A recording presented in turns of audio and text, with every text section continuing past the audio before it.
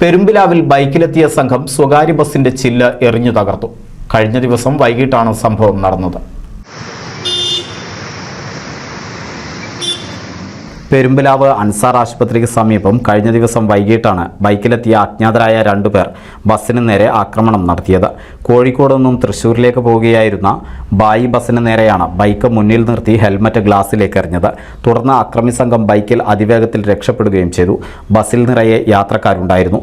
ബസ്സിന് മുന്നിൽ ഇരുന്ന് യാത്ര ചെയ്തിരുന്ന കൂറ്റനാട് തെക്കത്തുവളപ്പിൽ അബൂബക്കറിന്റെ മകൾ റസ്ല, മരത്തംകോട് കോലാടിയിൽ പ്രതീഷിന്റെ ഭാര്യ അശ്വതി എന്നിവർക്ക് പരിക്കേറ്റു. ഇവരെ അൻസാർ ആശുപത്രിയിൽ പ്രവേശിപ്പിക്കുകയും ചെയ്തു. കുന്നംകുളം പോലീസ് സ്ഥലത്തെത്തി പ്രദേശത്തെ CCTV ദൃശ്യങ്ങൾ പരിശോധിച്ച് അക്രമി സംഘത്തിനായി അന്വേഷണം ആരംഭിച്ചു. NCV news Changaramkulam. 1000 വിവാഹങ്ങൾക്ക് ഒരേ ഒരു